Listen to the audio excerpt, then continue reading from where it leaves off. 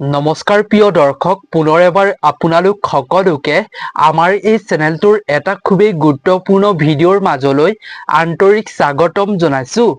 প্ৰিয় দৰ্শক, আজিৰ এই ভিডিঅ'টোৰ জৰিয়তে আমি আপোনালোকৰ লগত এটা চমৎকাৰী উপায়ৰ বিষয়ে ক'ব গৈ আছো। যিটো উপায় যদি আপোনাৰ ঘৰত কৰিব পাৰে, তেতিয়াহ'লে আপোনাৰ ঘৰখন আৰ্থিকভাৱে উন্নতি হোৱাৰ লগতে আপোনাৰ ঘৰখনৰ পৰা বিভিন্ন ৰোগ ব্যাধি বেয়া শক্তি অতি সোনকালেই দূৰ হৈ পৰিব। প্ৰিয় দৰ্শক, আপোনালোকক জনাও যে যিহেতু সমাগত আগন্তুক নতুন বছৰ 2026 বৰ্ষ, গতিকে আপুনি এই 2026 বৰ্ষৰ আগতেই যদি এমুঠি আপোনাৰ ঘৰত থকা নিমখেৰে এই সাধাৰণ সৰু উপায়টো কৰিব পাৰে, এই উপায়টো অৱলম্বন কৰাৰ ফলত আপোনাৰ ঘৰত থকা বিভিন্ন সমস্যা দূৰ হ'ব আৰু আপুনি আগন্তুক 2025 বৰ্ষটোত খুব সুন্দৰভাৱে আপুনি জীৱনটো পৰিয়ালৰ লগত অতিবাহিত কৰিব পাৰিব।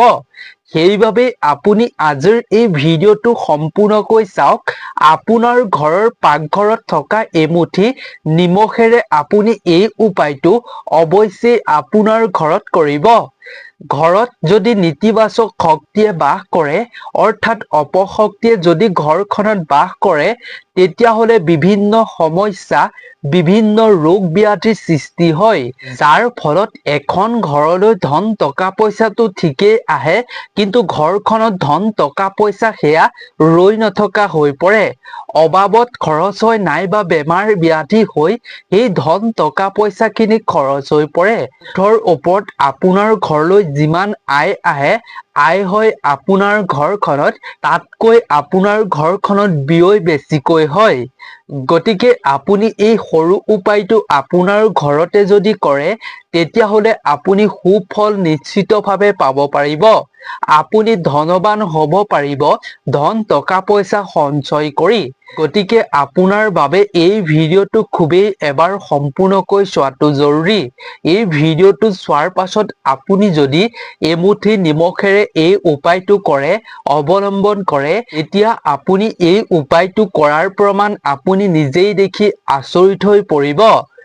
বহু লোকে নাজানে, বহু লোকে জানে এনেধৰণৰ উপায় ব্যৱস্থা কৰি মানুহৰ জীৱনত থকা বিভিন্ন সমস্যা, বিভিন্ন জটিলতা দূৰ কৰিব পাৰি। কিছুমান সমস্যা এনেকুৱা থাকে, আপোনাৰ ঘৰত থকা ঘৰুৱা বস্তু ব্যৱহাৰ কৰিয়েই আপুনি সেই আপোনাৰ জীৱনলৈ অহা, ঘৰখনলৈ অহা বিপদ বিঘিনি দূৰ কৰিব পাৰিব। প্ৰিয় দৰ্শক, নিমখটো আমাৰ সকলোৰে ঘৰতে, প্ৰতিখন ঘৰৰ পাকঘৰত অতি সহজতে পোৱা হয়। কাৰণ প্ৰিয় দৰ্শক, আমাক প্ৰতিটো খাদ্য, যিকোনো খাদ্য প্ৰস্তুত কৰিবৰ বাবেই নিমখ প্ৰয়োজন হয়। নিমখৰ অবিহনে আমি খাদ্য সোৱাদ লগাব নোৱাৰো। আমি যদি খাদ্য সোৱাদ কৰিব নোৱাৰো, তেতিয়া আমাৰ পেটলৈ ভাতেই নাযায়, অৰ্থাৎ খাদ্যই নাযায়। সেইবাবেই নিমখ সকলোৰে ঘৰতে থাকে আৰু এখন ঘৰত নিমখৰ পাত্ৰ কেতিয়াও খালী হৈ যোৱাটো অশুভ বুলি মনা হয়। সেইবাবেই নিমখৰ পাত্ৰত কেতিয়াও আপুনি নিমখ নথকাকৈ থাকিবলৈ নিদিব। নিমখ আজৰি হোৱাৰ পূৰ্বেই আপুনি লৈ আনি পাত্ৰটো ভৰাই ৰাখিব লাগে। লগতে আপোনাক জনাও যে প্ৰিয় দৰ্শক, নিমখ যেতিয়াৰ পৰাই আৱিষ্কাৰ হৈছিল, অৰ্থাৎ উৎপত্তি হৈছিল, তেতিয়াৰে পৰা কোৱা হয় যে নিমখৰ মাজত এনেকুৱা এক আচৰিত শক্তি থাকে, এনেকুৱা এক শক্তি আছে, যি শক্তি নাকাৰাত্মক দিশবোৰক নাশ কৰি পেলায়, অৰ্থাৎ বেয়া শক্তিবোৰক অতি সহজতে ধ্বংস কৰি পেলায়। প্ৰিয় দৰ্শক, বাস্তু শাস্ত্ৰত কোৱা হৈছে, এখন ঘৰত নিমখ থাকিলে নিমখৰ উপস্থিতিয়ে ঘৰখনলৈ সকাৰাত্মক দিশ কঢ়িয়াই আনে। কোৱা হয় যে যাৰ ঘৰত নিমখ নাথাকে বা যি ঠাইত নিমখ নাথাকে, সেই ঠাইত বেয়া শক্তি, ভূত পেতে বাস কৰিবলৈ আৰম্ভ কৰে। আৰু কোৱা হয় যে য'ত নিমখ নাথাকে, তাত কেতিয়াও সুখ শান্তি নাথাকে। সকলোৰে অভাৱ অনাটন হৈ পৰে সেই ঠাইত, সেইখন ঘৰত। এনে পৰিস্থিতিত প্ৰিয় দৰ্শক এই সাকাৰাত্মক শক্তিৰে ভৰপূৰ এই নিমখেৰে যদি আপুনি এই উপায় ঘৰতে অৱলম্বন কৰে তেতিয়া আপুনি সকলো ক্ষেত্ৰতে ধনবান হৈ পৰিব। সকলো ক্ষেত্ৰতে আপুনি সফলতা পাবলৈ সক্ষম হ'ব পাৰিব। ঘৰৰ আয়ৰ তুলনাত ব্যয় কেতিয়াও বেছিকৈ নহয়। আয় যিমান কৰিব তাৰ তুলনাত আপোনাৰ বহু গুণেই ব্যয় হ'ব। অবাবত টকা পইচা খৰচ কেতিয়াও নহয়। লগতে কোৱা হয় যে বাস্তু শাস্ত্ৰত নিমখৰ এক সুকীয়া আকৰ্ষণ আছে। সেইবাবেই কিছুমান যাদু মন্ত্ৰৰ ক্ষেত্ৰত নিমখ ব্যৱহাৰ কৰা হয়। লগতে কোৱা হয় যে নিমখে নাকাৰাত্মক দিশসমূহ নষ্ট কৰি সাকাৰাত্মক দিশসমূহ নিজৰ ফালে আকৰ্ষিত কৰে। আমি এই ভিডিঅ'টোত কোনো যাদু মন্ত্ৰৰ বিষয়ে আপোনাক নকওঁ, আপোনাক এটা সৰু উপায় বা কামৰ বিষয়েহে শ্বেয়াৰ কৰিব খুজিছো। গতিকে প্ৰিয় দৰ্শক, উপায় কেইটা জনোৱাৰ পূৰ্বে আপোনাক অনুৰোধ, আপুনি এই ভিডিঅ'টো কোন ঠাইৰ পৰা চাইছে নিশ্চয় তলৰ কমেন্ট সেকশ্যনত উল্লেখ কৰিব। লগতে এই ভিডিঅ'টোত এটা অৱশ্যেই লাইক কৰিব আৰু পোনপ্ৰথমবাৰৰ বাবে যদি আমাৰ এই চেনেলটোৰ ভিডিঅ' চাইছে তেন্তে অৱশ্যেই চেনেলটো ছাবস্ক্ৰাইব কৰি ৰাখিব।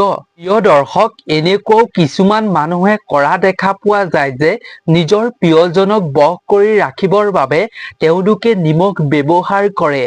তন্ত্ৰ অনুসৰি নিমখক যদি আপুনি শুদ্ধভাৱে আপুনি তন্ত্ৰ মন্ত্ৰত প্ৰয়োগ কৰে, ব্যৱহাৰ কৰে, তেন্তে ই আপোনাক ৰাতিটোৰ ভিতৰতে ধনবানো কৰি তুলিব পাৰে। তেন্তে প্ৰিয় দৰ্শক, আমাৰ ঘৰত থকা নিমখ প্ৰয়োগ কৰি আমি কোনকেইটা উপায় অৱলম্বন কৰিব পাৰো যাৰ ফলত আমি ধনবান হ'ব পাৰিম, আহক আমি তাৰ বিষয়লৈ আগবাঢ়ো। প্ৰথমটো উপায় হৈছে প্ৰিয় দৰ্শক, নিমখ আৰু চিচাক দুয়োটাকে ৰাহুৰ কাৰক বুলি জনা হয়। গতিকে প্ৰিয় দৰ্শক, নিমখ আৰু যদি আপুনি চিচা এই দুয়োটা বস্তু আপুনি একেলগতে আপুনি এটা চিচাৰ গিলাচত যদি আপুনি নিমখ ভৰাই লৈ আপুনি যদি আপোনাৰ শৌচালয়ত ৰাখিব পাৰে, স্নান কৰা ঠাইত যদি থৈ দিব পাৰে, ইয়াৰ ফলত নাকাৰাত্মক দিশসমূহ নাশ হৈ পৰিব। লগতে তাত থকা যি বীজাণু থাকে সেই বীজাণুসমূহো নাশ হৈ পৰিব, নষ্ট হৈ পৰিব। ঘৰখনৰ শৌচালয়তে স্নানগাৰতেই সকলোতকৈ বেছি নাকাৰাত্মক শক্তি থাকে। এনে পৰিস্থিতিত যদি প্ৰতিজন ব্যক্তিয়ে নতুন বছৰৰ আগতেই এই উপায়টো কৰে, নিমখ ব্যৱহাৰ কৰে, এটা চিচাৰ গিলাচত তেওঁলোকে নিমখ ভৰাই শৌচালয় স্নানগাৰত যদি থৈ দিব পাৰে, তেতিয়াহ'লে তেওঁলোকে এই সমস্যাৰ পৰা উপশম পাব পাৰিব। যাৰ ফলস্বৰূপে ঘৰখনত বিভিন্ন সমস্যাৰ পৰা আপুনি ৰক্ষা পাব পাৰিব। আপুনি নজনাকৈ বহুতো সমস্যাৰ পৰা মুক্ত হৈ থাকিব। এইবাৰ জানো আহক আমি দ্বিতীয়টো উপায়ৰ বিষয়ে। প্ৰিয় দৰ্শক, দ্বিতীয়তে হৈছে যদি আপুনি নিমখেৰে নতুন বছৰৰ আগে আগে আপোনাৰ ঘৰখন ভালদৰে এবাৰ আপুনি ঘৰ মোচা পানীত নিমখ ব্যৱহাৰ কৰি যদি ঘৰখন আপুনি মুচিব পাৰে, তেতিয়াহ'লে ইয়াৰ ফলতো আপোনাৰ ঘৰৰ পৰা নাকাৰাত্মক শক্তি দূৰ হৈ আপুনি ধনবান হোৱাৰ এয়া মহা সুযোগ। আপুনি এনে কৰিলে আপুনি ধনবান হৈ পৰিব পাৰিব। শাস্ত্ৰ আৰু বৈজ্ঞানিক দৃষ্টিকোণৰ পৰা এই উপায়টো কৰাটো অতি উত্তম বুলি গণ্য কৰা হৈছে। আপুনি যেতিয়াই আপোনাৰ ঘৰখন নতুন বছৰৰ আগত মুচিব, তেতিয়াই আপুনি সপ্তাহত অন্ততঃ 2 পৰা 3 বাৰ আপুনি পানীত নিমখ অলপ মিহলি কৰি সেই পানীৰে আপোনাৰ ঘৰখন মুচিবৰ বাবে চেষ্টা কৰিব। এনে কৰাৰ ফলত আপোনাৰ ঘৰত যদি উন্নতিৰ ক্ষেত্ৰত কিবা বাধা থাকে, সমস্যা থাকে, তেন্তে সেই সকলো সমস্যা ধ্বংস হ'ব আৰু আগন্তুক বছৰটোত আপুনি এনে কৰাৰ ফলত শীঘ্ৰেই ধন প্ৰাপ্তিৰ সুযোগ লাভ কৰিব পাৰিব।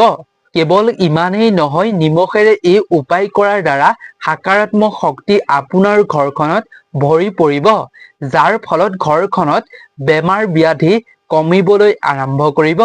পূৰ্বৰ তুলনাতকৈ ঘৰখনত সঘনাই ৰোগ ব্যাধি হৈ আপোনাৰ ঘৰখনত অশান্তিৰ সৃষ্টি নহয়।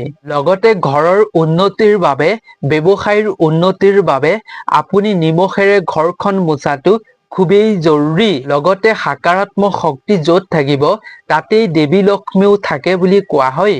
অৰ্থাৎ পৰিষ্কাৰ ঠাইত মাতা লক্ষ্মীও বাস কৰে আৰু আপোনাৰ ঘৰত যদি এনে কাৰ্য কৰে তেতিয়া আগন্তুক বছৰটোত আপোনাৰ ঘৰলৈ এই সাকাৰাত্মক শক্তিয়ে দেৱীক আকৰ্ষিত কৰিব, যাৰ ফলত আপোনাৰ ঘৰত দেৱী বাস কৰিব আৰু তাৰ পাছত ঘৰত আপোনাৰ সকলো অভাৱ অনাটন সকলো সমস্যা দূৰ হৈ পৰিব। এইবাৰ আমি জানো আহক তৃতীয়টো উপায়ৰ বিষয়ে। তৃতীয়টো উপায় আপুনি লক্ষ্য কৰিব। তৃতীয়টো উপায় আপুনি ঘৰত এনেকুৱা এটা স্থানত কৰিব লাগিব যিটো স্থান সুৰক্ষিত হয়। ইয়াৰ বাবে আপুনি এটা চিচাৰ গিলাচ ল'ব আৰু তাত আপুনি অলপ নিমখ ভৰাব আৰু তাৰ ভিতৰতে আপুনি একেলগতে 4ৰ পৰা 5টা 6টা আপুনি লং ভৰাই দিব। তাৰ পিছত আপোনাৰ ঘৰৰ এনে এটা সুৰক্ষিত স্থানত ৰাখিব য'ত কোনো সদস্যই যাতে সেই গিলাচটোত থকা নিমখখিনি আৰু লংকেইটা দেখা নাপায়। এনেকুৱা এটা স্থানত আপুনি নিজেই বাছি লৈ আপুনি ৰাখিব। ইয়াৰ ফলত আপোনাৰ ঘৰত ধন টকাৰ অভাৱ দূৰ হ'ব আৰু ইয়াৰ ফলত মাতা লক্ষ্মীও প্ৰসন্ন হয় বুলি কোৱা হৈছে। এইবাৰ আমি জানো আহক চতুৰ্থটো উপায়ৰ বিষয়ে। চতুৰ্থটো উপায়ৰ বাবে আপুনি কৰিব লাগিব নিমখ দিয়া পানীৰে আপুনি মুখ হাত ধুলে স্নান কৰিলে আপোনাৰ বহুতো লাভ হয় বুলি কোৱা হৈছে। ইয়াৰ দ্বাৰা আপোনাৰ শৰীৰটো ফ্ৰেছ হয়, লগতে আপোনাৰ শৰীৰৰ ভিতৰলৈ ধনাত্মক শক্তিও সোমাই পৰে বুলি কোৱা হয়। কেৱল ইমানেই নহয় প্ৰিয় দৰ্শক, আপুনি যদি নিমখ দিয়া পানীৰে স্নান কৰে গা ধুৱে তেতিয়াহ'লে আপোনাৰ ভালদৰে টোপনিও অহাত সহায় কৰে বুলি কোৱা হৈছে। লগতে আপোনাক কোনো বেমাৰ ব্যাধিয়ে সহজতে লগ ধৰিব নোৱাৰে। গতিকে আপুনি নতুন বছৰৰ আগে আগে এই উপায়টো অৱশ্যে এবাৰ কৰিব। এইবাৰ আমি জানো আহক পঞ্চমটো উপায়ৰ বিষয়ে। পঞ্চমটো উপায় আপুনি লক্ষ্য কৰিব। প্ৰিয় দৰ্শক, ব্যক্তি এজনৰ অধিক লাভ তেতিয়া হয় যেতিয়া এই উপায়টো অৱলম্বন কৰে। সেইবাবে আপুনি এই উপায়টো খুব ধ্যান দি শুনিব। আপোনাৰ উন্নতি বা লাভৰ বাবে ব্যৱসায় ক্ষেত্ৰত এই উপায়টো আপুনি এবাৰ অৱশ্যেই কৰিব নতুন বছৰৰ আগতে। ইয়াৰ বাবে আপুনি নতুন বছৰৰ আগত যদি কৰিব বিচাৰে কৰিলে আপুনি প্ৰতিটো শনিবাৰে কৰিব, যিকেইটা শনিবাৰ আছে এই মাহত। গতিকে আপুনি এইকেইটা সপ্তাহৰ আপুনি শনিবাৰৰ দিনটোত আপুনি 200 গ্ৰাম নিমখ ল'ব। তাৰ পিছত আপুনি মগু দাইল 500 গ্ৰাম মান ল'ব আৰু তাৰ পাছত আপুনি চাউল ল'ব আৰু ৰঙা জলকীয়া ল'ব। এই গোটেই কেইটা বস্তু আপুনি এজন দুখীয়া মানুহক আপুনি দান কৰিব। যদি আপুনি এই গোটেই কেইটা বস্তু দান কৰিব পাৰে, আপুনি চাউল, নিমখ আৰু মগু দাইল আৰু ৰঙা জলকীয়া এই কেইটা বস্তু যদি আপুনি কোনো মানুহক দান কৰে, দুখীয়া অসহায় মানুহক, তেতিয়া আপোনাৰ ভাগ্য প্ৰবল হৈ পৰিব। ভাগ্যৰ দুৱাৰ আপোনাৰ মুকলি হৈ পৰিব। ইয়াৰ ফলত যি ব্যক্তিয়ে এই উপায় কৰিব সেই ব্যক্তিৰ ধন টকা পইচা সহজতে তেওঁলোকে প্ৰাপ্ত কৰিবলৈ সক্ষম হ'ব। লগতে তেওঁলোকে শনিৰ কুদৃষ্টিৰ পৰাও ৰক্ষা পাব পাৰিব। শনিৰ কুদৃষ্টি সমাপ্ত হৈ পৰিব সেইসকল ব্যক্তিৰ জীৱনৰ পৰা। লগতে এনে স্থানত অৰ্থাৎ যি মানুহে কৰিব সেইখন ঘৰত লক্ষ্মী দেৱীও বাস কৰিব আৰু সেই ব্যক্তিৰ ওপৰত মাতা লক্ষ্মীও খুবেই প্ৰসন্ন হয় বুলি শাস্ত্ৰত কোৱা হৈছে। গতিকে এই উপায় 5টা আপুনি অৱশ্যেই অৱলম্বন কৰি চাওক। সুফল আপুনি নিশ্চয় পাব পাৰিব। যদি এই বছৰত কৰে তেতিয়া নতুন বছৰ যিহেতু সমাগত, নতুন বছৰত আপুনি নিজেই ইয়াৰ ফল দেখিবলৈ পাব। আপুনি নাজানিব কেনেকৈ আপোনাৰ উন্নতি হ'ব পূৰ্বতকৈ, কেনেকৈ পূৰ্বতকৈ আপোনাৰ সমস্যাসমূহ নোহোৱা হ'বলৈ আৰম্ভ কৰিব, কিদৰে আপোনাৰ হাতলৈ টকা পইচা আহিব আপুনি নিজেই গমকেই নাপাব। কেনি আহিব, কোনপিনে আহিব, ক'ত উপাৰ্জন বেছি হ'ব, কেনেকৈ আপুনি বেমাৰ আজাৰৰ পৰা মুক্ত হ'ব, এই সকলোবিলাক আপুনি নজনাকৈ হৈ থাকিব। কেৱল আপুনি উপায়টো কৰি চাওক। আপুনি বিশ্বাসেৰে উপায়টো কৰক, সুফল নিশ্চয় পাব পাৰিব। শাস্ত্ৰতো কোৱা হৈছে প্ৰতিখন ঘৰতে এই উপায় কেইটা কৰাটো নিমখেৰে অতি উত্তম আৰু ফলদায়ক। গতিকে আজিৰ ভিডিঅ'টো ইমানেই আছিল। আশা কৰো ভিডিঅ'টোৰ পৰা নিশ্চয় উপকৃত হৈছে। গতিকে আপোনালোক সকলো ভালে থাকক, সুস্থ থাকক তাৰে আমিও কামনা কৰিছো। নতুন এটা ভিডিঅ'ৰ লগত পুনৰ এবাৰ লগ পাম। ধন্যবাদ।